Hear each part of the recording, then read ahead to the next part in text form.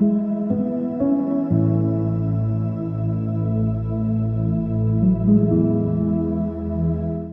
ಕ್ರಿಸ್ತನಲ್ಲಿ ಪ್ರೀತಿಯುಳ್ಳ ದೇವಜನರೇ, ನಿಮ್ಮೆಲ್ಲರನ್ನ ಈ ಪರಿಶುದ್ಧ ಬೆಳಗಿನ ಜಾವದಲ್ಲಿ ತುಂಬು ಹೃದಯದಿಂದ ವಂದಿಸುವವನಾಗಿದ್ದೇನೆ.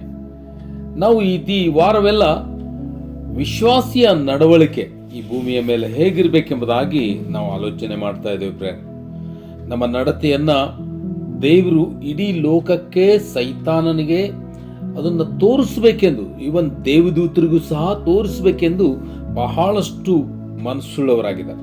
ಈ ಕಾರಣ ನಾವು ನಮ್ಮ ನಡವಳಿಕೆ ಅದು ಹೇಗಿರ್ಬೇಕೆಂಬುದಾಗಿ ದೇವರೇ ಪ್ಲಾನ್ ಮಾಡಿದ್ದಾರೆ. ಪ್ರೇರೆ, ಆ ನಡವಳಿಕೆಯನ್ನು ನಾವು ಬಹಳಷ್ಟು ಇನ್ನೊಂದು ಸ್ವಲ್ಪ ರೂಪಿಸಿಕೊಳ್ಳುತ್ತಾ ಹೋಗುವಂಥದ್ದು ಅತಿ ಅಗತ್ಯವಾಗಿರುವಂಥದ್ದು.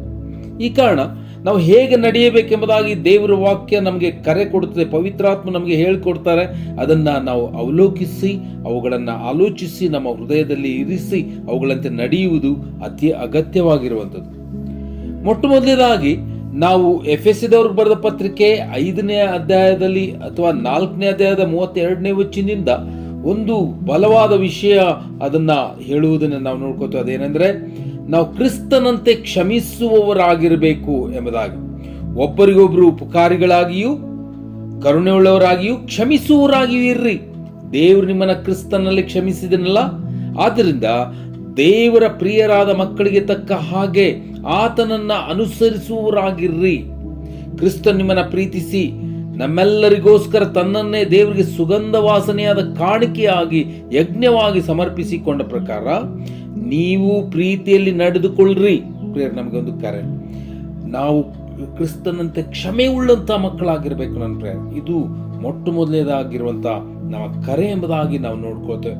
ಅದಕ್ಕಾಗಿ ಬಹಳಷ್ಟು ಎಚ್ಚರಿಕೆ. ನಾವು ದೇವರಂತೆ ಇರಬೇಕೆಂಬುದು ಆತನ ಮಹಿಮೆಯ ಆಲೋಚನೆ. ಆತನು ಹೇಗಿದ್ದಾರೋ ಹಾಗೆ ನಾವು ಈ ಭೂಮಿ ಮೇಲೆ ಇರಬೇಕೆನ್ನುವಂಥದ್ದು ಆತನ ಮಹಿಮೆಯುಳ್ಳ ಆಲೋಚನೆ. ನನ್ನ ಪ್ರೇಯರ್, ಅದನ್ನು ನಾವು ತಿರುಗಿ ಮತ್ತಾಯನ ಸುವಾರ್ತೆ 5ನೇ ಅಧ್ಯಾಯದ 48ನೇ ವಚನದಲ್ಲಿ ನೋಡ್ಕೋದು. ಆದ್ದರಿಂದ ಪರಲೋಕದಲ್ಲಿರುವ ನಿಮ್ಮ ತಂದೆ ಯಾವ ದೋಷ ಇಲ್ಲದವನಾಗಿರುವಂತೆ ನೀವು ದೋಷವಿಲ್ಲದವರಾಗಿರ್ರಿ. ಅಂದ್ರೆ ಅದರ ಅರ್ಥ ಏನಂದ್ರೆ, ಅಲ್ಲಿ ಮೇಲಿನ ಭಾಗದಲ್ಲಿ ನಾವು ನೋಡ್ಕೋತೇವೆ 43ನೇ ವಚನದಿಂದ ನಿನ್ನ ನೆರೆಯವನನ್ನ ಪ್ರೀತಿಸು.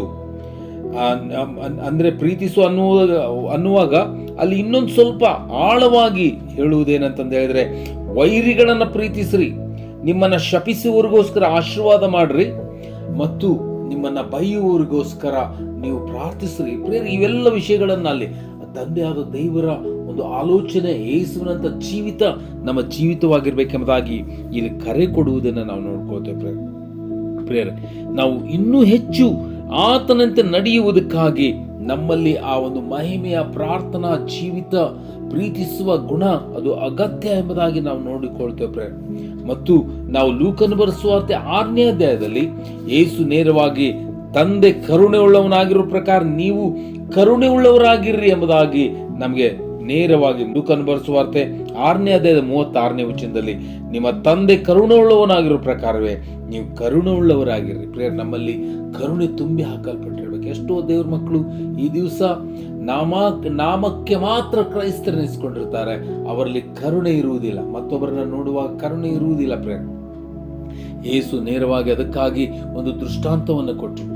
ಅಲ್ಲಿ ಒಳ್ಳೆ ಸಮಾರ್ಯದವನ ಕಥೆಯನ್ನು ಹೇಳುವಾಗ ಶಾಸ್ತ್ರಿ ಫರಿಸಾಯರು ಅವರು ಕೇವಲ ಒಬ್ಬ ಸತ್ತು ಬಿದ್ದಂತ ಒಬ್ಬ ವ್ಯಕ್ತಿಯನ್ನ ನೋಡುವಾಗ ಅವರು ಆತನನ್ನ ಹಾದು ಹೋದ್ರು ವಿನಃ ಯಾರು ಆತನನ್ನ ಮುಟ್ಟುವುದಕ್ಕಾಗಲಿಲ್ಲ. ಆದರೆ ಸಮಾರ್ಯದವನು ಬಂದು ಆತನಿಗೆ ಕನಿಕರಿಸಿ ಕರುಣಿಸಿ ಆತನಿಗೆ ಎಲ್ಲವನ್ನು ಅನುಗ್ರಹಿಸಿ ಆತನ ಎತ್ತುಕೊಂಡು ಹೋಗಿ ಛತ್ರಕ್ಕೆ ಹಾಕಿ ಆತನ್ನ ಬಹಳಷ್ಟು ಒಳ್ಳೆಯ ಒಂದು ನಡೆಸಿದ್ರು ಎಂಬುದಾಗಿ ನಾವು ನೋಡ್ಕೊಳ್ತೇವೆ.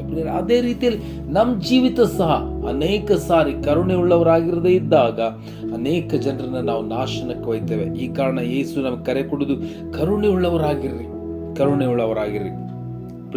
ಮತ್ತು ಇನ್ನೊಂದು ಭಾಗದಲ್ಲಿ ನಾವು ನೋಡ್ಕೋತೇವೆ, ಆತನು ಪರಿಶುದ್ಧನಾಗಿರುವ ಪ್ರಕಾರ ನಾವು ಪರಿಶುದ್ಧರಾಗಿರ್ಬೇಕೆಂಬುದಾಗಿ 1 ಪೇತ್ರ ಅಲ್ಲಿ 1ನೇ ಅಧ್ಯಾಯದ 15-16ನೇ ವಚನದಲ್ಲಿ ನಾವು ನೋಡ್ಕೊಳ್ತೇವೆ. ಇನ್ನೊಂದು ಭಾಗದಲ್ಲಿ ನಾವು 1 ಯೋಹಾನ 4ನೇ ಅಧ್ಯಾಯದ 11ನೇ ವಚನ, ಆತನು ಪ್ರೀತಿಸದಂತೆಯೇ ನಾವು ಪ್ರೀತಿಸುವಂತವರಾಗಿರ್ಬೇಕೆಂಬುದಾಗಿ ಸಹ ಕರೆ ಕೊಡುವುದನ್ನು ನಾವು ನೋಡ್ಕೋತೇವೆ.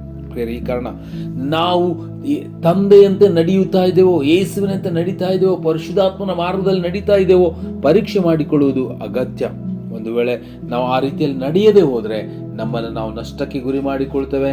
ಲೋಕಕ್ಕೆ ಯೇಸುವಿನ ವಿಷಯದಲ್ಲಿ ಅಲ್ಪವಾದ ಸಾಕ್ಷಿಯನ್ನು ಕೊಡ್ತಾ ನಮ್ಮನ್ನು ನಷ್ಟಪಡಿಸಿಕೊಳ್ತೇವೆ. ಈ ಕಾರಣ ಈ ಬೆಳಗಿನ ಜಾವದಲ್ಲಿ ನಾವು ತೀರ್ಮಾನ ತೆಗೆದುಕೊಳ್ಳೋಣ, ಕರ್ತನೇ, ನಿನ್ನಂತೆಯೇ ನಡೆಯುವುದಕ್ಕೆ ನನಗೆ ಸಹಾಯ ಕೊಡು. ನೀನು ಹೇಗೆ ಮತ್ತೊಬ್ಬರನ್ನ ಪ್ರೀತಿಸುವವನು, ಕ್ಷಮಿಸುವವನು, ಕರುಣಿಸುವವನು, ಪರಿಶುದ್ಧನೂ ಆಗಿದೆಯೋ ಅದೇ ರೀತಿಯ ಜೀವಿತವನ್ನು ನಾನು ಸಾಗಿಸುವುದಕ್ಕೆ ಸಹಾಯ ಕೊಡುವುದಾಗಿ ಪ್ರಾರ್ಥಿಸೋಣ. ಆ ರೀತಿಯಲ್ಲಿ ಆಗುತ್ತೆ.